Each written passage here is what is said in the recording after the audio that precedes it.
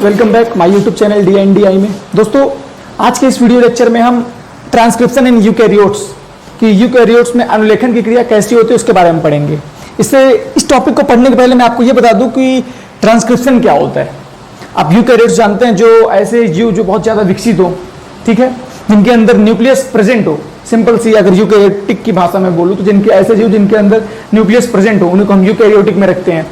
और ट्रांसक्रिप्शन का मतलब होता है डीएनए से आरएनए बनाना, यानी डीएनए से एमआरएनए को बनाना। ये हमारी ट्रांसक्रिप्शन की प्रोसेस होती है, ये आपको मालूम होगा फ्रेंड्स, ठीक है। तो बस हम इसी के बारे में जानेंगे कि डीएनए से जो एमआरएनए बनता है वो कैसे बनता है। इसके पहले वीडियो लेक्चर में आपने सीखा होगा कि सेंट्रल डोग्मा क्या होता है।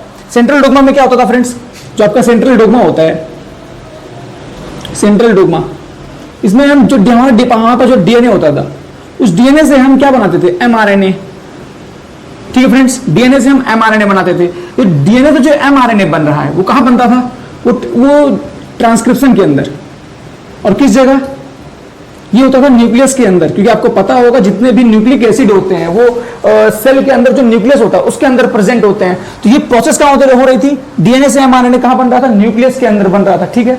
बस यानी ट्रांसक्रिप्शन की जो प्रोसेस होती है वो न्यूक्लियस के अंदर कंप्लीट होती है यूकैरियोट्स में। अगर आपसे प्रोकैरियोट्स में पूछा जाए कि ट्रांसक्रिप्शन इन प्रोकैरियोट्स में अनुलेखन की क्रिया कैसे होती है, तो आपको तुरंत बताना है कि जो प्रोकैरियोट में डीएनए से एमआरएनए बन रहा है वो क्रिया उस पे नहीं होगी न्यूक्लियस के अंदर, वो कहां होगी, साइटोप्लाज्म के अंदर। क्यों, सिंपल सा है कि जो प्रोकैरियोट होता है, उस प्रोकैरियोट्स का शब्द का मतलब होता है ऐसे जीव जिनके अंदर न्यूक्लियस ना प्रेजेंट हो, विकसित प्रकार का न्यूक्लियस ना हो। जब न्यूक्लियस ही नहीं है तब कैसे हो सकता है ये प्रोसेस उसके अंदर, एमआरएनए कैसे न्यूक्लियस के अंदर बन सकता है। तो आप जब न्यूक्लियस नहीं हो साइटोप्लाज्म तो होगा ही, तो बस साइटोप्लाज्म के अंदर ये प्रोसेस होती है, ठीक है। ये डिफरेंस होता है दोनों के बीच में। अब अगली चीज मैं आपको मैं बात करता हूं प्रोकैरियोट्स में ट्रांसक्रिप्शन की, और यहां पे बात किया मैंने यूकैरियोट्स में ट्रांसक्रिप्शन की, ठीक है फ्रेंड्स। देखिए जो प्रोकैरियोट्स का ट्रांसक्रिप्शन होता है प्रोकैरियोट्स के अंदर, वो कहां होता है, ये होता है साइटोप्लाज्म के अंदर, साइटोप्लाज्म में।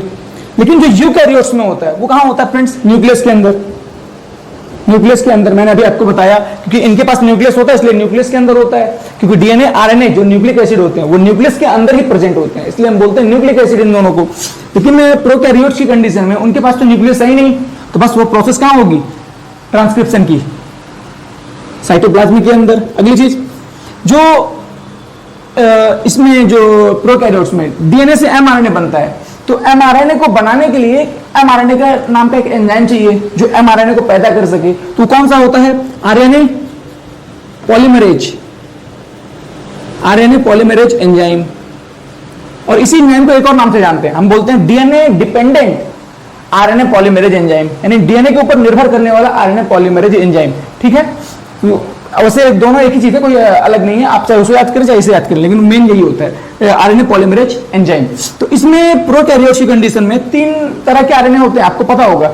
आरआरएनए जिसे आप राइबोसोमल आरएनए बोलते हैं, एमआरएनए जिसे आप मैसेंजर आरएनए बोलते हैं, और टीआरएनए जिसे आप ट्रांसफर आरएनए बोलते हैं। तो बस ये तीनों आरएनए को बनाने के लिए प्रोकैरियोट्स में एक ही एंजाइम चाहिए होता है, यानी आरआरएनए को, एमआरएनए को और टीआरएनए को, इन तीनों आरएनए को बनाने के लिए केवल एक तरह का एंजाइम चाहिए जिसे आप बोलते हैं आरएनए पॉलीमरेज एंजाइम।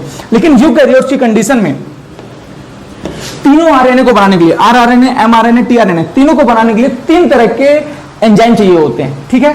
ये मान लीजिए अगर आरआरएनए है, आरआरएनए है, तो इसको बनाने के लिए स्पेशल चाहिए क्या, उनका RNA polymerase first, RNA polymerase first. और अगर आपका एमआरएनए है, इसको बनाने के लिए भी चाहिए आरएनए पॉलीमरेज सेकेंड, ठीक है। और इसी तरह अगर टीआरएनए है तो इसको बनाने के लिए भी चाहिए क्या, हमारे पास हमें चाहिए आरएनए पॉलीमरेज थर्ड। ये फ्रेंड्स आरआरएनए को बनाने के लिए आरएनए पॉलीमरेज फर्स्ट, एमआरएनए को बनाने के लिए आरएनए पॉलीमरेज सेकेंड, और टीआरएनए को बनाने के लिए आरएनए पॉलीमरेज थर्ड। यहां पे हमने क्या देखा कि प्रोकैरियोट्स में जो ट्रांसक्रिप्शन होता है उसमें तीनों आरएनए को बनाने के लिए एक ही एंजाइम चाहिए, लेकिन यहां पर तीनों तरह के आरएनए को बनाने के लिए तीन अलग अलग तरह के पॉलीमरेज, आरएनए पॉलीमरेज एंजाइम चाहिए। इन्हीं को आप बोलते हैं DNA dependent RNA polymerase enzyme, ठीक है। ये दूसरा डिफरेंस हो गया। एक डिफरेंस ये हो गया जिसमें प्रोकैरियोट्स की कंडीशन में जब आरएनए का वो करना पड़ता है, डीएनए से आरएनए बनाना पड़ता है, एमआरएनए, तो उसमें हमें सिग्मा फैक्टर या फिर रो फैक्टर इसकी आवश्यकता पड़ती है। रो फैक्टर की सिग्मा फैक्टर जो होते हैं ये एमआरएनए को बनाना शुरू करते हैं, और जैसे ही एमआरएनए पूरा बन जाता है तो रो फैक्टर उसी को वहां से काट देते हैं, भैया बस हो गया, बन गया, साइड में निकालिए एमआरएनए को, और एमआरएनए को वहां से निकाल के हटा देते हैं। लेकिन यहाँ पे आप जो यूकैरियोट्स में देखते हैं, यहाँ पे आपको ना सिग्मा फैक्टर की और ना ही रो फैक्टर की आवश्यकता नहीं पड़ती, यहाँ पे कोई जरूरत ही नहीं है सिग्मा फैक्टर और रो फैक्टर की, ठीक है। और सिंपल भाषा में मैं बताऊं, जो इसमें आरआरएनए, एमआरएनए, टीआरएनए है, ठीक है, तो आरआरएनए और एमआरएनए बहुत ही सिंपल तरीके से जल्दी बन जाते हैं, लेकिन एमआरएनए जल्दी नहीं बन पाता फ्रेंड। जो सबसे पहली यूनिट जो बनती है एमआरएनए की, वो पूरी तरह से मैच्योर आरएनए नहीं होता, वो कैसा होता है, इनमैच्योर होता है, ठीक है। हम बात करते हैं इसकी डेफिनेशन की, जैसे कि एकदम सरल भाषा में आपको बताऊं, आप ये बोल सकते हैं कि ट्रांसक्रिप्शन वो प्रक्रिया है जिसमें हम डीएनए से एमआरएनए को बनाते हैं। क्या ट्रांसक्रिप्शन वो प्रक्रिया है जिसमें हम डीएनए से क्या बनाते हैं, एमआरएनए को बनाते हैं, डीएनए से एमआरएनए को बनाते हैं। कहां पर ये प्रोसेस कंप्लीट होती है, न्यूक्लियस के अंदर। कहां फ्रेंड्स, न्यूक्लियस के अंदर डीएनए से एमआरएनए बनाने की प्रक्रिया को हम अनुलेखन या ट्रांसक्रिप्शन कहते हैं, जो न्यूक्लियस के अंदर कंप्लीट होती है। ये प्रक्रिया यूकैरियोट्स में देखने को मिलती है, और प्रोकैरियोट्स में न्यूक्लियस में साइटोप्लाज्म के अंदर। मैंने आपको रेफरेंस बता दिया था, ठीक है।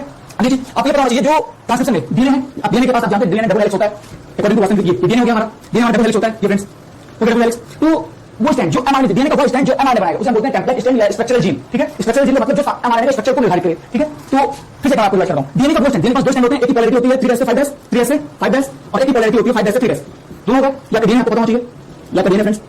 तो मैंने क्या बोला, डीएनए का वो स्टैंड जो एमआरएनए को बनाता है वो टेम्पलेट स्टैंड कहलाता है, और डीएनए का वो स्टैंड जो एमआरएनए को बनाता ही नहीं है वो कोडिंग स्टैंड कहलाता है। तो कौन सा डीएनए जो एमआरएनए बनाता है वो 3s से 5s वाला होगा, तो 3s से 5s वाले स्टैंड को हम बोलेंगे टेम्पलेट स्टैंड, ठीक है। और जो 5s से 3s वाला डीएनए होगा उसको हम बोलेंगे कोडिंग स्टैंड, कोडिंग स्टैंड।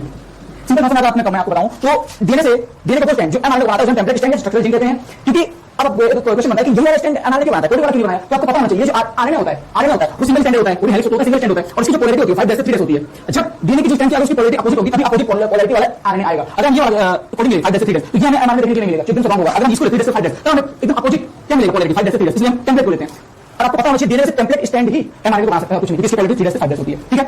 अब अगली चीज, यहाँ पे सिर्फ डीएनए में दोनों में से सिर्फ एक स्टैंड को लेंगे, दोनों स्टैंड लेंगे, ठीक है ना। अगर दोनों स्टैंड लेंगे तो आरएनए डबल हेलिक्स हो जाएगा, ऐसा होगा आरएनए डबल हेलिक्स। और आपने पढ़ा होगा कि डीएनए डबल हेलिक्स होता है, आरएनए डबल हेलिक्स नहीं होता, ठीक है।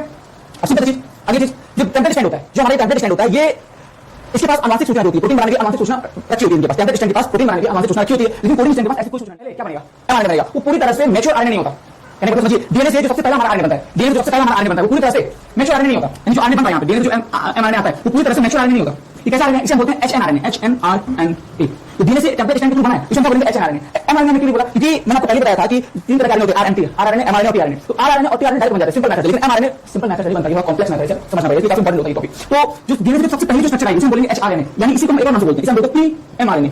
एमआरएनए, पीएमआरएनए मतलब एमआरएनए बनने की पहली वाली अवस्था, ठीक है। और यह इसी को बोलते हैं प्रीकर्सर ऑफ एमआरएनए, यानी कि एमआरएनए को पैदा करने वाला, एमआरएनए को मैच्योर आरएनए को पैदा करने वाला, ठीक है, उसका पूर्वगामी, ठीक है, समझ गया। अगली चीज जो एचएनआरएनए, एचएन का मतलब क्या हो गया, एचएन का मतलब हो गया हेटेरोजीनस न्यूक्लियर आरएनए।